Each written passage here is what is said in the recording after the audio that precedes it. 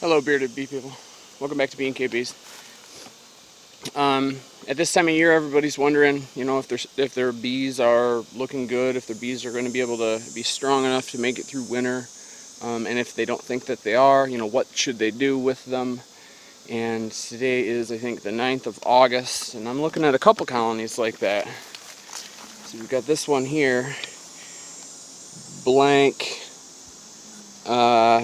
Looks like half blank, half blank, half blank, blank. So I've got blank foundation. We don't have a very strong population, and I'm going to go through it, and I'm going to try to figure out in my own mind and then with you guys to what I should do for this colony. Now, I've said in the past, you don't need a 3-story tall hive going through winter. We've had the majority, I would say, of our success, of our best success through winters in single 10-frame boxes. So that'll be the goal for this hive. But with that being said, I want 10 full frames in those boxes. I want every inch of them to be drawn out with comb, and I want every frame to be heavy with honey. So these blank foundations need to get drawn out. So obviously they need sugar.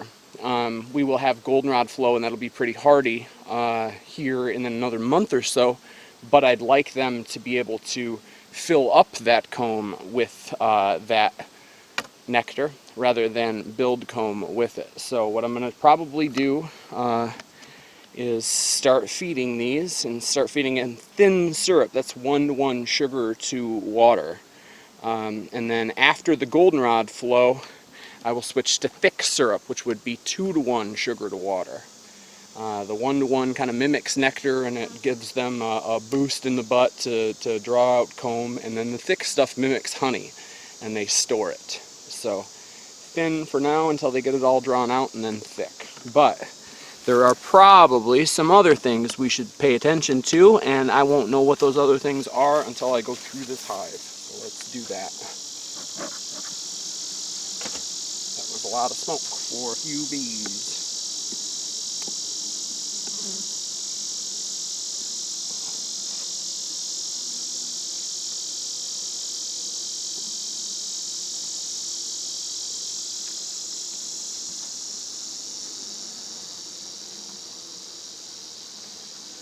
This crappy foundation. If they are doing this kind of stuff to your foundation, wax it. Paint wax on it.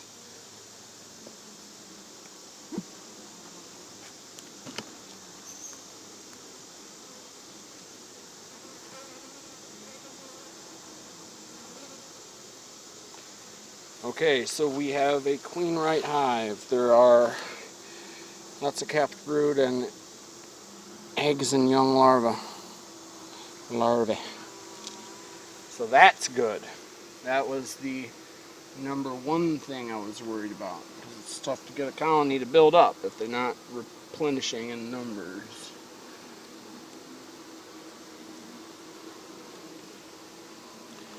Beautiful. Okay, so I know it's queen right. I know there are some brood frames. Now, do I have any frames that I can checker in to speed this build-up process? Wonderful frames. This is the result of me having frame replacement knockoff of price for nukes. So we will not be doing that anymore. Bring me your trash. Bring me your trash. Alright, so this one appears to be the attempt for an outside frame, but there's a lot of open cells there with nothing in them, so this is a good candidate for checkering.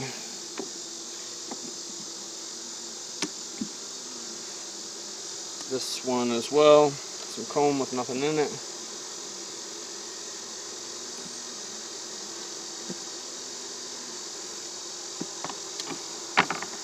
And I imagine this is food.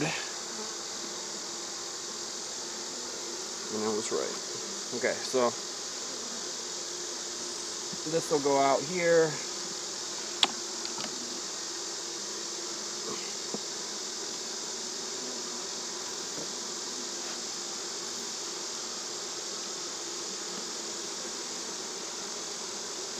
brood and food.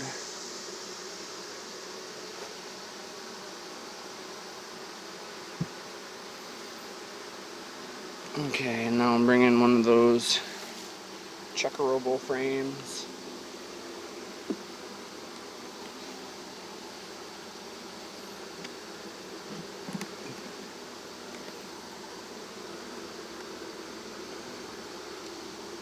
Bring in another of those checkerable frames.